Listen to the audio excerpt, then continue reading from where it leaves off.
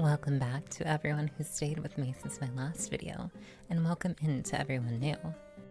There are already amazing videos for Sumeru character pronunciations, but I was inclined to make this one because here and there I've noticed some Arabization of certain names, even though most of these characters do not have Arab names. Some may only be slight pronunciation differences, but I feel it's really important to make this distinction out of respect for our cultures, especially because across West Asia and North Africa, Arabs were historically enemy conquerors. Now that everything's out of the way, let's begin. This name has a few variations, including switching the H sound with an M, but is commonly pronounced Dehya. Dehya, the name is said to be from the Tajawid language. This character has the same name as a real North African indigenous woman that fought against the Arabization of the land. And while she was alive, she did a pretty damn good job.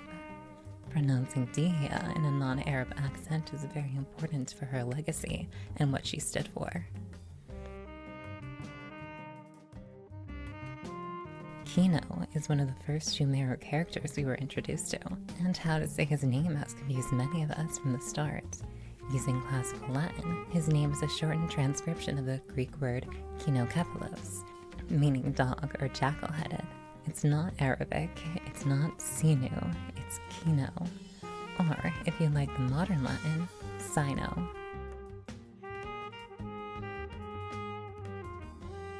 Nilou is another shortened word used as a name.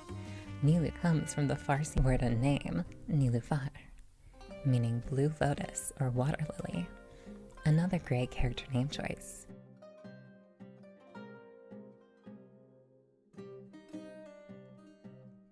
Well, it's fine if you want to modernize this and call her Candace. Using classical Latin pronunciation, this name is pronounced Kandaki. It should sound similar to the Kus or Kush pronunciation, where Kandake was a title and also substitute name for queens and women royals, many of whom saw battle. The title of Kandake mainly referred to 8 women, and it seems the inspiration for this character is Kandake Aminirense, known for her battles against Roman occupiers in Egypt and described as only having one eye, a likely inspiration for her in-game depiction of heterochromia. Dori's full title is actually all in Farsi, which is pretty impressive for Genshin. Dori itself is a Persian girl's name for sparkling. More or less, it's pretty much the same pronunciation as the English version, Dori.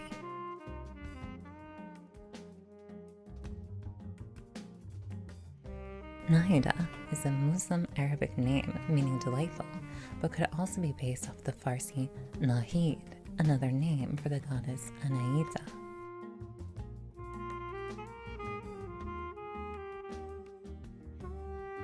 Tighnari is a character based on a real Arab person who was actually also an agronomist and botanist, although Tighnari was one of his last names and not his first, based on the town of his birth in Spain's Andalusia.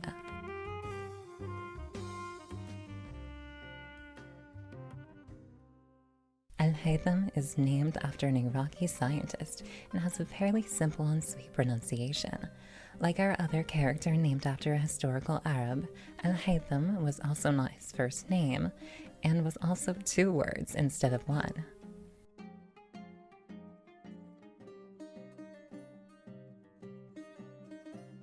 Honestly, this is the only character I've been stumped on.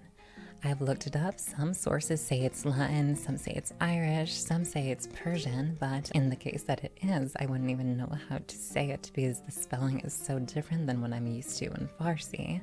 So we'll just go with the in-game name and call her Collei. That's all of the playable characters in the version 3.1 of Genshin Impact. Thank you to everyone who stayed the whole time, and for those who popped in for just a few names. Hope everyone has a great day, and maybe I'll see you more for new character updates.